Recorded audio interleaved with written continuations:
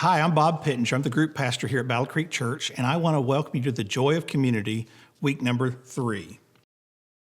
Last week we talked about we need to keep in mind that everyone in our group is God's gift to us, and that we are God's gift to them.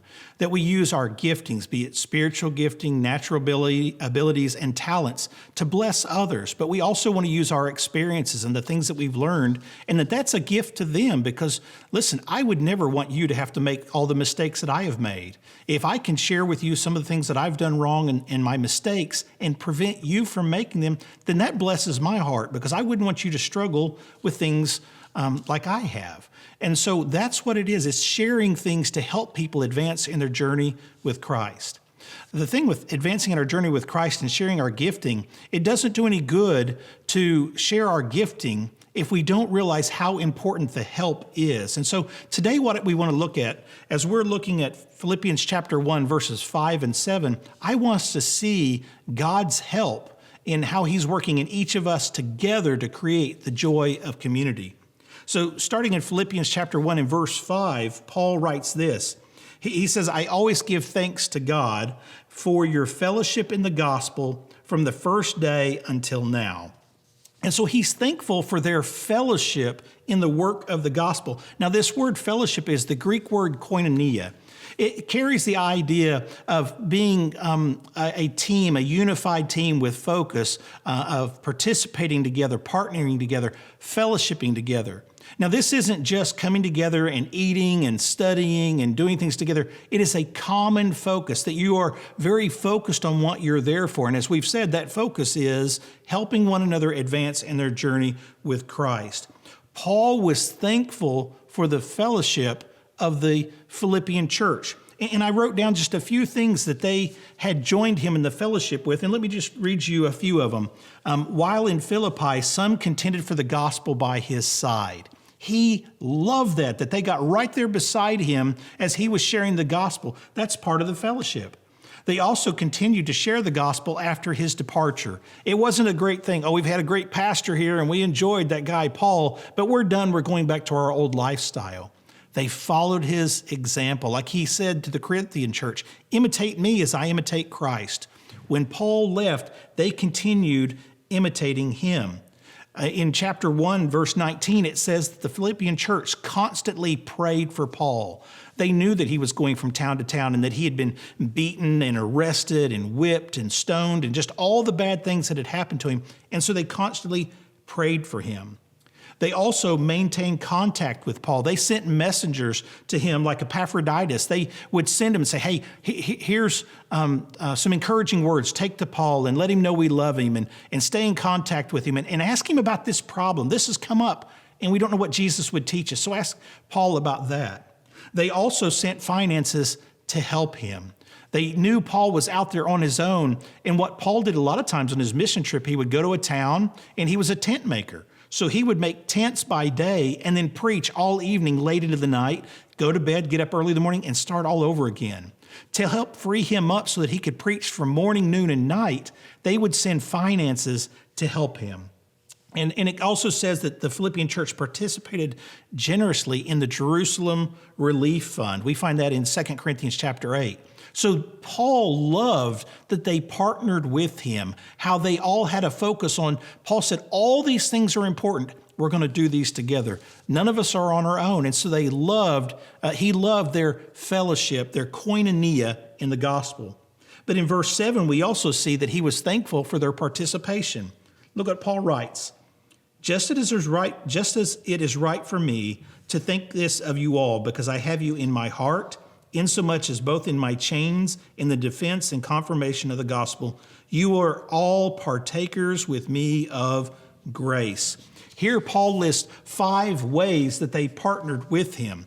He says they are in his heart. He speaks of a great love and affection for them. This is just a deep, deep love, an agape love, an unconditional love, an unearned love. He says, I just love you, and he just loves them for this. He loves that they participated in his chains. When Paul's writing the book of Philippians, he is in a Roman prison where he was for at least 2 years there, and he's writing to them. And we know the book of Philippians is about joy. Here's a man that's been in prison probably 2 years when he's writing this, and he's talking about the joy of them. Paul was in prison, they were in prison. Paul wasn't able to travel around. They felt like they weren't. He loved that they shared in his sorrows and his chains. They also participated in the defense of the gospel. Word was going out how they were telling people about Jesus. It wasn't just about them getting saved and then what God could do for them. They said, I want my family, my friends, my neighbors, my coworkers. I want everyone to know of the difference that Jesus can make in my life. They also were partakers of grace. This is not just talking about saving grace. This is a grace that helped them endure, that helped them persevere, that helped them fulfill the calling that God had placed on their lives. And Paul absolutely loved this about them, that you are participating in all these things with me. And so it helped him realize where they were in Christ, that though he was only able to be in Philippi for a short time, that what he taught had taken hold and that they were able to take it and learn and continue on. And so we need to have the same type of heart if we're going to experience the joy of community. It's having a koinonia, not just a group that gets together to study and fellowship and eat together, but having a common purpose, a common participation, that each of us using our gifts and abilities the best we can to glorify God, to help one another advance in our journey with Christ. We need to realize that we are here to serve one another, but we're also here to serve others together. Groups should always be serving together and going out and doing things with one another, taking a week off from studying and going, and whether it's working out with Care Portal and getting a name of a family who needs help or something else, we should be serving together. It's being thankful that there are people there to help you. Realize the people in that group who have helped you. Maybe this is your first group, or maybe you've been in group for 15 years or somewhere in between. Look around your community group right now. Take a look around the room and see the people are there. And think about the way they've helped you. Maybe it's by the way they answered a question or something that they said to one another, but think about how they've helped you. Think about how you're united in purpose, and how you're united to participate together. That it's not just your leader doing it, that you have someone that's a host, someone that leads, someone that does the meal, someone that does attendance, someone that does attendance. Let me say that again. Someone that does attendance. It's important to do attendance. We keep score around here, all right? And so I'm thankful for those of you that keep attendance. Those that don't, I'll give you a call later. Also, we need to be just united in our thought, and we need to be focused together. A group cannot experience the joy of community without being focused on our purpose of making disciples, and that's people who are advancing in their journey with Christ. We need to love being together. We need to love studying together, fellowshipping together, eating together, serving together. We just need to love being together because of the opportunity to help one another. So tonight, as you begin your discussion questions, I just have a few things tonight that I want you to think about. And the first is this: how is your group participating together through fellowship? I don't mean just meeting. I mean a koinonia, a focused participation, something that is a fellowship that you know we are one heart. Number two, how are you partnering together to accomplish your task of advancing in your journey with Christ? How are you personally helping others? If each of you answer that question, well, I feel like I try to do this to help people advance, then that means everybody is doing it in the group. So how is your group doing that? And the last is this: in your opinion, what's the difference between a group and what Paul described in Philippians 1, verses 5 and 7?